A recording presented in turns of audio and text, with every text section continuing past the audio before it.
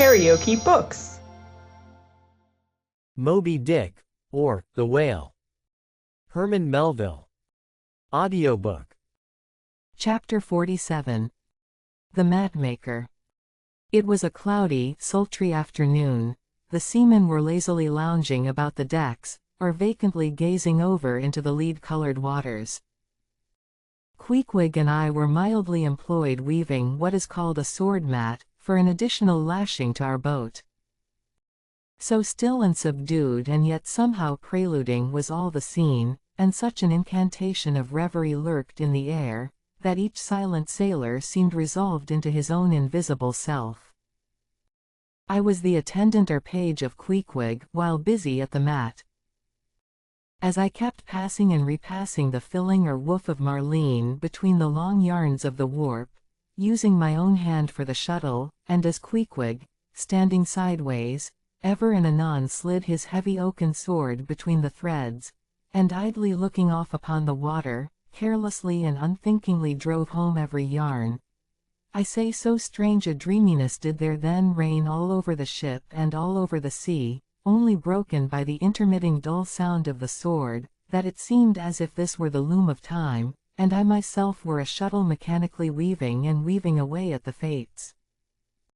There lay the fixed threads of the warp subject to but one single, ever-returning, unchanging vibration, and that vibration merely enough to admit of the crosswise interblending of other threads with its own.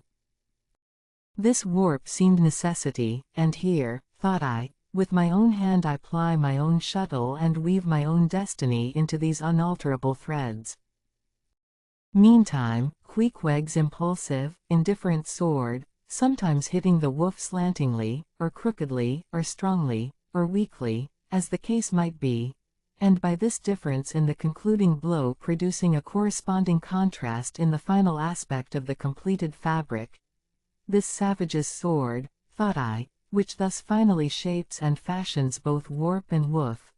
This easy, indifferent sword must be chance, chance, free will, and necessity, nowise incompatible, all interweavingly working together.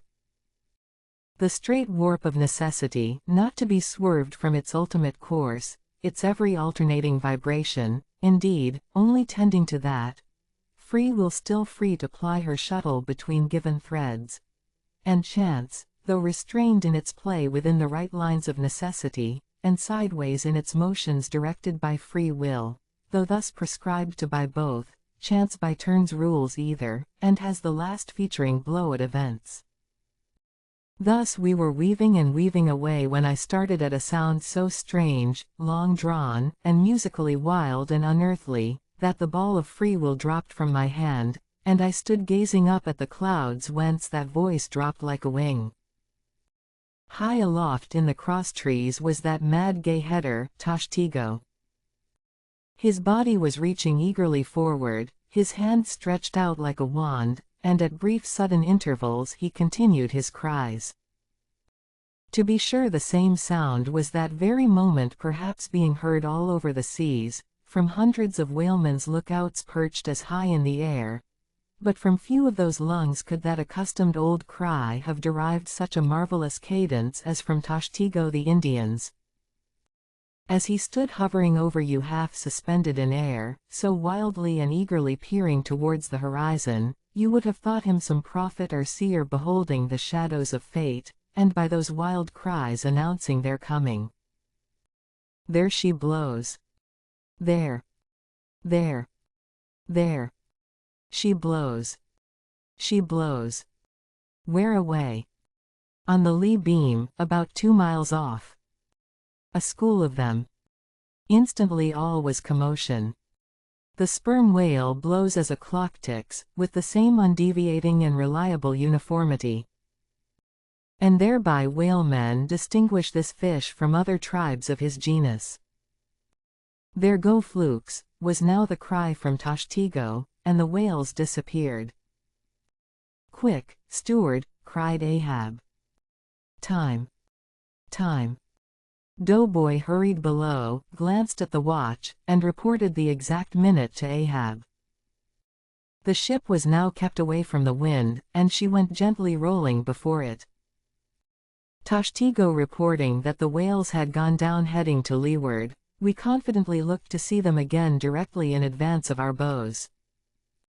For that singular craft at times evinced by the sperm whale when, sounding with his head in one direction, he nevertheless, while concealed beneath the surface, mills round, and swiftly swims off in the opposite quarter.